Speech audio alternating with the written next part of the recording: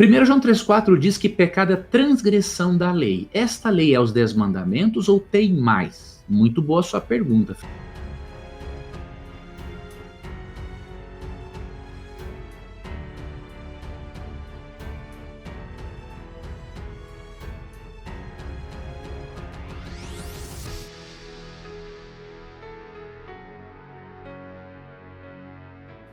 Na verdade, a palavra lei não se refere na Bíblia só aos 10 mandamentos. Tá? Isso como é que eu vou dizer? É um certo equívoco, né, da parte de muitos de nós de dizermos a lei na Bíblia se refere aos 10 mandamentos. Na verdade, isso ocorre na minoria dos casos.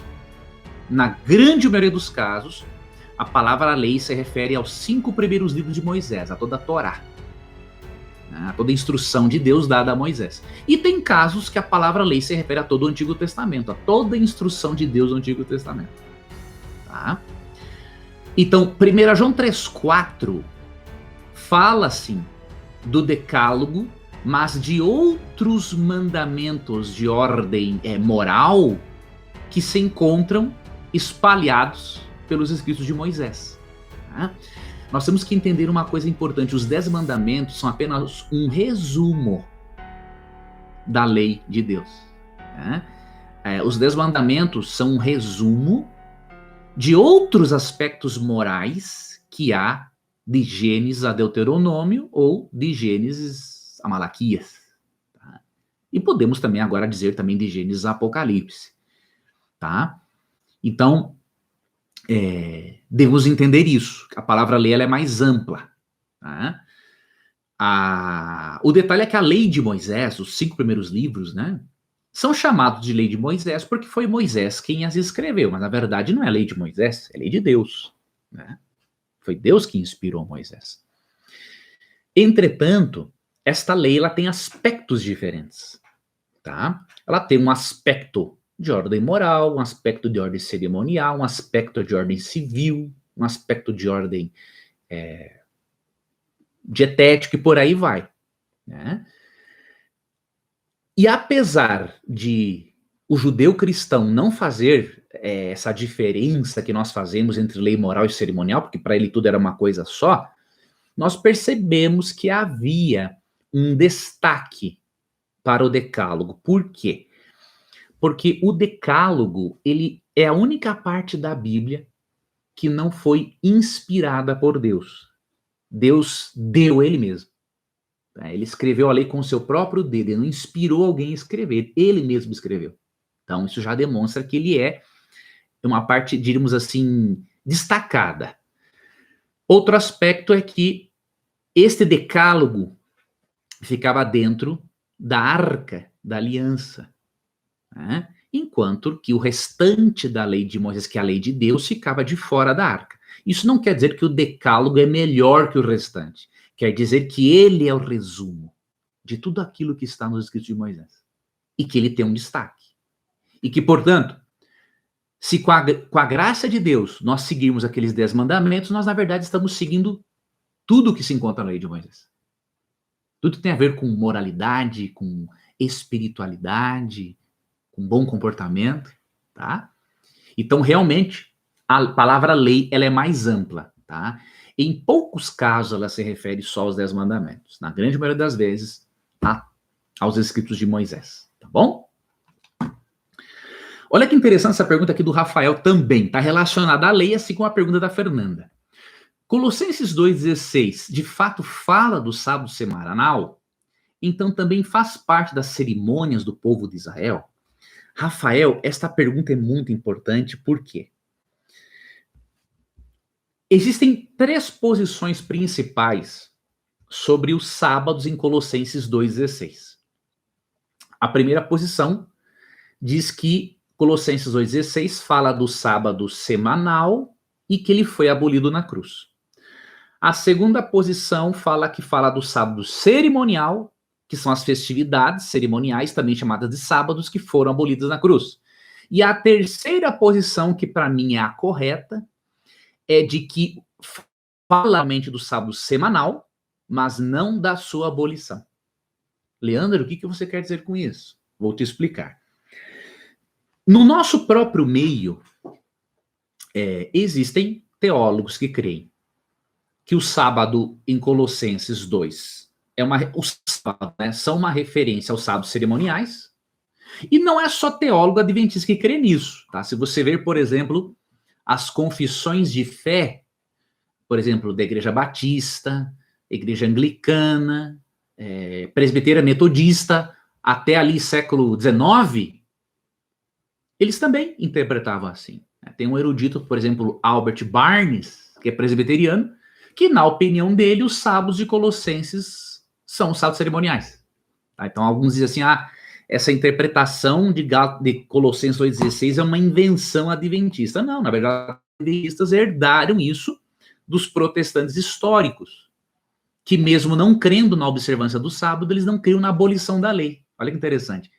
Eles creem na eternidade da lei, mas não observam o sábado porque acham que a santidade dele foi transferida para o domingo, mas eles não creem na abolição da lei como creem, por exemplo, os irmãos pentecostais, neopentecostais e igrejas mais, assim, pós-modernas, digamos assim.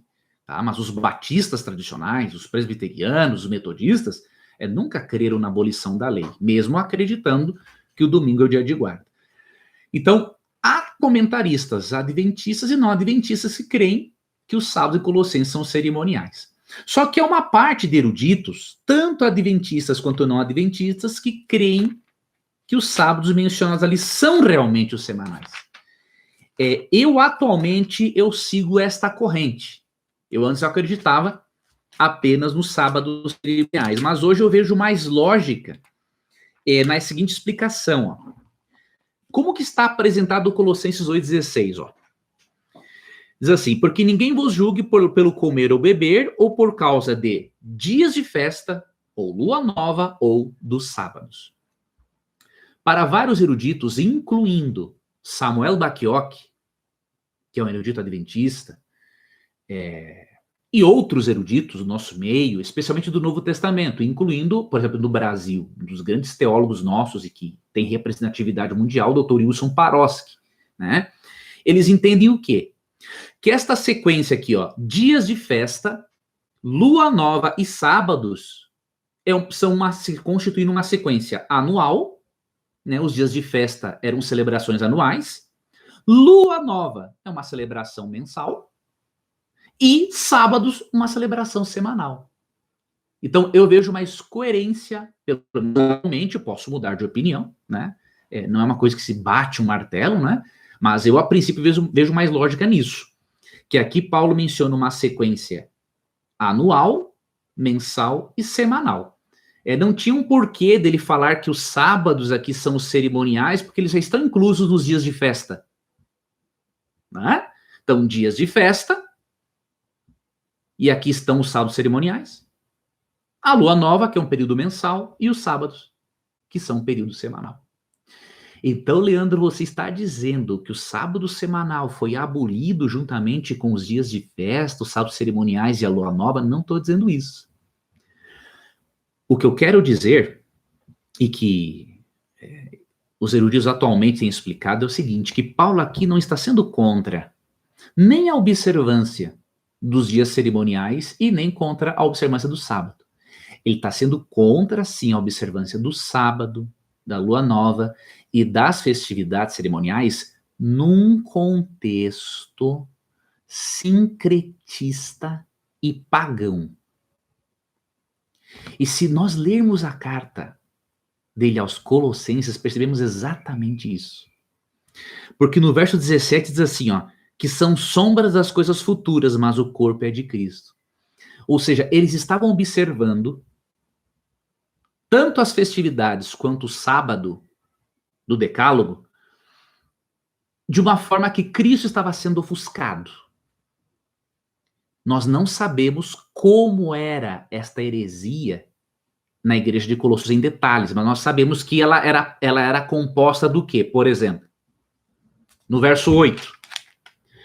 Tende cuidado para que ninguém vos faça presa sua por meio de filosofias e vãs sutilezas, segundo a tradição dos homens, segundo os rudimentos do mundo e não segundo Cristo, porque nele habita corporalmente toda a plenitude da divindade. Então perceba, a pessoa de Cristo estava diminuída com esta heresia de Colossos.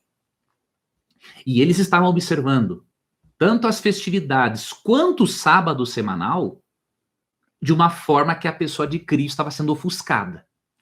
Nós não temos a resposta de Paulo sobre como eles estavam fazendo isso, mas eles estavam fazendo isso.